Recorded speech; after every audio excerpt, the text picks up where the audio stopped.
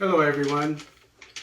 Today we're going to talk about the message the Rittenhouse and Arbery verdict sent to white supremacy. We'll talk about the similarities and we'll talk about the differences, and then we'll put the two together to come up with an opinion of what this entails nowadays for white supremacy. Similarities. Both were armed white supremacist vigilante groups. Both groups needlessly took the lives of people. Differences. The Rittenhouse incident happened in the North. The Arbery incident happened in the South. So, as we all know, historically, the North has a different spirit and different way of life from the South. But as we know, both groups had vigilantes. So that shows that these two cases, they apply to both the North and the South. Rittenhouse was found not guilty. The McMichaels and Bryan were found guilty. Arbery was killed in February 2020. Rittenhouse's victims were killed in August 2020. So when we put these two entities together, we can come up with what the legal system is telling white supremacy. And the reason why I say the legal system or judicial system is because the judicial system, in case you didn't know, is a form of the media. And we can see that nowadays because a lot of the court cases, the high-profile court cases, are broadcast on live national TV and even international TV sometimes for everyone to see. And back in the past, during slavery, slaves were either maimed or killed in front of other slaves to send a message.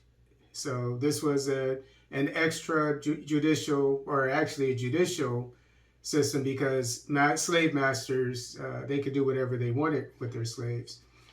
And it shows that it was done in view of the public.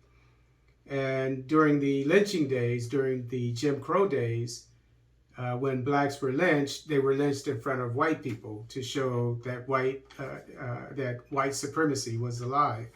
And the bodies were left up there hanging for black passersby to see. So likewise, the extrajudicial system during the Jim Crow era was a part of the media. And so since the judicial system is a part of the media, then it stands to reason that these two cases, these two verdicts that were rendered within a week of each other, even though they didn't happen at the same time, and one happened in the North, one happened in the South, so it involves the whole country, that a message is being sent here, and in particular to white supremacists and what they can and cannot get away with. Okay, so since Rittenhouse got away with it, he killed two unarmed men and injured another when he was somewhere that he shouldn't have been, armed, out in the open, then we know that the message, and this was in the North, let alone in the South. So we know, like in Texas or Florida, so we know that, or Virginia, so we know the message that is being sent here is that white supremacist vigilante groups can operate in the United States, wherever it's legal for open carry. And you can even kill somebody as long as you can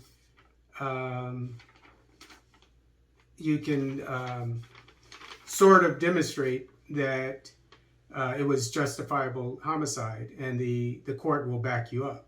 And if you look at the Rittenhouse case, the judge bent over backward to accommodate Rittenhouse when it came to the laws that applied to him. But the same was not the case with the McMichaels and Bryan. And the reason why is that no longer are white supremacists able to go out in vigilante groups and just kill blacks willy-nilly as they did in the past.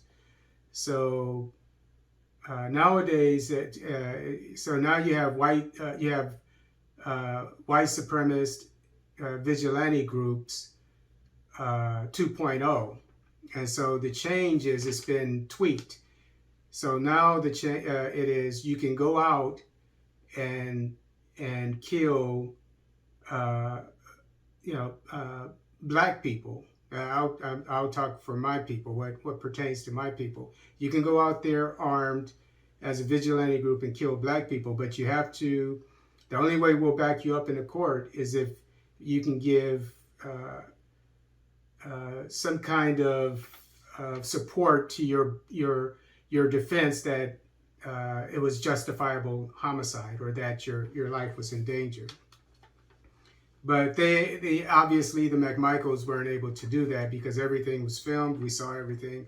There's no way that they could say that their lives were in danger and that it was justifiable homicide. So that's the message that's sent to white supremacy. You can still kill as vigilante groups, but just make sure that you can have some kind of support saying that supporting your defense for justifiable homicide or self-defense.